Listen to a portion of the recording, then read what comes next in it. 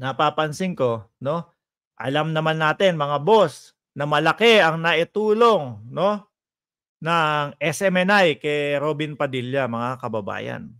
Kaya lang po, ang napansin ko na po doon, mga boss, is parang hindi po para sa bayan yung mga galaw ni Binoy, mga bossing, no? Unang-una, may mga nagrereklamo. May mga tao na nagsasabi na alam niyo na, 'di ba? Naargabyado kami, napagsamantalahan kami. So bakit po ayaw niyang ipatuloy? Siya mismo yung humaharang, eh, 'di ba?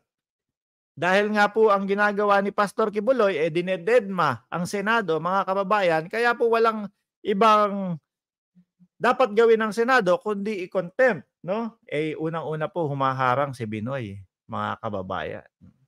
Madami akong nababasa doon sa comment section. Naku, tandaan niyo po yung mga pumipirma, no? Doon sa pabor kay Binoy. Eh, sa susunod na eleksyon ay mukhang ang taong bayan ay babalikan o reresbakan. Kaya naman po yung iba ay bumaliktad na, binawi po, no? Binawi yung pirma kay Binoy. Which is sana naman naintindihan ni Senator Robin Padilla. Isa sa gustong mangyari ni Senator Robin Padilla habang nung nasa hearing tayo, no, nakisali. Mark Ramos, feeling may bilang. A few moments No? later. Habang nandoon po sa hearing, gusto niyang patanggalan ng mga maskara, no? Dahil sabi niya nga po, mga kababayan, na kapag po kayo may pinaglalaban, haharap po kayo, no? Haharap po kayo, lalabas yung pagmumukha. Naku, mahirap po 'yun, mga kababayan. Kung may lalo na po kung may katotohanan yung mga paratang o yung mga ibinibintang o yung mga inirereklamo. Ayan, lahat sinabi ko na, ha, para patas sa lahat. Kung may katotohanan po lahat 'yon, mga kababayan, delicates po, no, para doon sa mga lumutang at nagrereklamo kay Pastor Kibuloy. Natanggalin po. Siguro hindi ngayon, pero kalaunan po dahil nga po ang kaso ni Pastor Kibuloy, binuksan na po ulit at bubuksan at granted na po sa korte, mga kababayan, siguro po sa korte magkikita-kita po sila. Pero yung sa Senado, makita nating lahat, miski ako gusto ko makita, pero naiintindihan po natin, mga kababayan, na hindi po uubra yung gusto ni Senator Robin Padilla na tanggalin yung mga maskara at ipakita sa taong bayan kung sino-sino yung mga yun. 'Di po ba? Sabi ni Ma'am Madonna, wala siya sa kalingkingan ng ama niya na nagsilbi sa Kamsur. Sabi ni Ma'am Lynn Garcia, sayang lang ang boto ko kay Robin Padilla. Super gagi daw. Ako po, mga kababayan, habang bumoboto ko, sabi ko sa sarili ko, iboboto ko tong si Binoy. Iboboto ko 'to. Kaya lang, habang isinusulat ko, ano, may pag-aalinlangan na at sinasabi ko, "Naku, saglit lang. Hindi ko na lang iba-vlog na iboboto ko si Binoy kasi baka ma-bash ako o baka ano." Si Mark Ramos, basta artista binoboto. Binoto ko po, mga kababayan, sinulat ko. Pero kung matatandaan niyo yung mga vlog natin nung mga nakaraan, medyo limitado yung sinasabi kong ibinoto ko, no? Si Binoy. Pero nung nakita ko nangunguna, sabi ko wala palang dapat ikahiya na ibinoto ko si Senator Robin Padilla dahil nag-number 1, gusto din pala ng taong bayan. Ang problema, eto nga po, no? Eto ang problema natin, mga kababayan. Mukhang yung nais ni Senator Robin Padilla pabor sa SMNI, which is wala naman pong masama, no, na pumabor siya sa SMNI, pero hindi po, hindi po balanse yun, pagka gano'n, mga kababayan, Kailangan maging balanse po. Hayaan niya na lumutang si Pastor Kibuloy, mga kababayan, no? Hayaan niyang lumutang si Pastor Kibuloy para gano'n masagot yung aligasyon sa kanya, para masagot yung mga reklamo sa kanya, mga bossing. Sabi pa nila, sabi nung mga sino ba 'yon? May nakita ko, si Banat Bay. Sabi ni Banat Bay.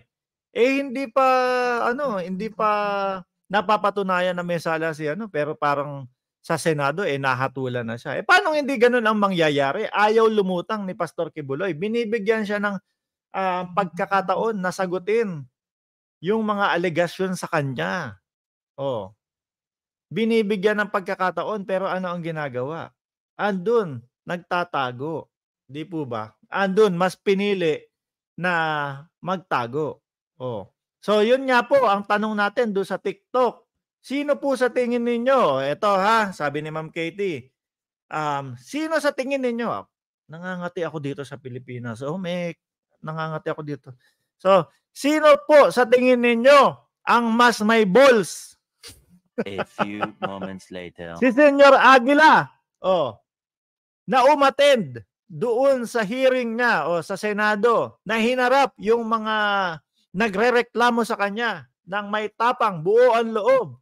O si Pastor Kibuloy na hanggang ngayon ay nagtatago, na hanggang ngayon ay hindi maipresenta yung kanyang sarili doon sa Senado. Ayan, sagutin niyo yan diyan sa comment section. 'Di ba? Sino ang mas may balls?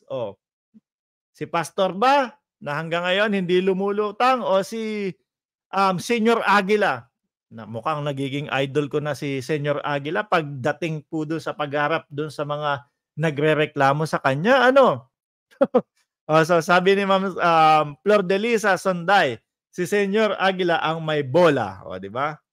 Kung naaayon sa konstitusyon ang mga hakbang ni Robin Padilla, tama lang ang ginawa niya. Mabuhay ka, Robin, sabi ni Alain Delon, huwag payagan na makuha ni Tutubing Hitad ang PCSO, maagang malulugi. Ayan.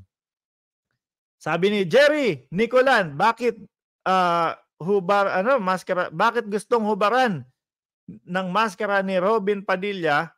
Bakit hindi niya sabihin kay Kibuloy na lumantad? Yun ang tama po. Mark, ang Senado ba ay korte? Tanong mo kay Nino kung may ball siya o peps, sabi ni Ananya. Wala po. Siyempre, eto, sasagutin natin. Ang Senado po ay hindi korte, mga kababayan. So, since madami po, madami ang sumisigaw, ang nagsasabi, nako,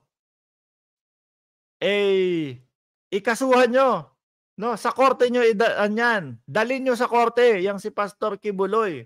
Yan nga, yung mga niya, mga followers niya at naniniwala sa kanya. 'Di ba? Sabi, dalin nyo sa korte, hindi korte ang Senado. Yan po, manood po kayo ng mga balita ngayon, mga kababayan. Natupad na po ang inyong wish. A few moments para kayong later.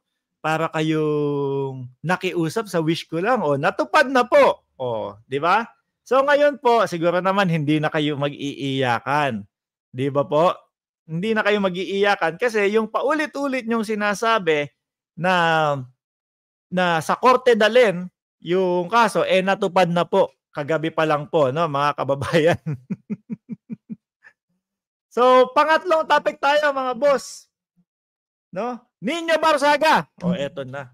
Alam ko, iba sa inyo, ito yung hinihintay mga kababayan.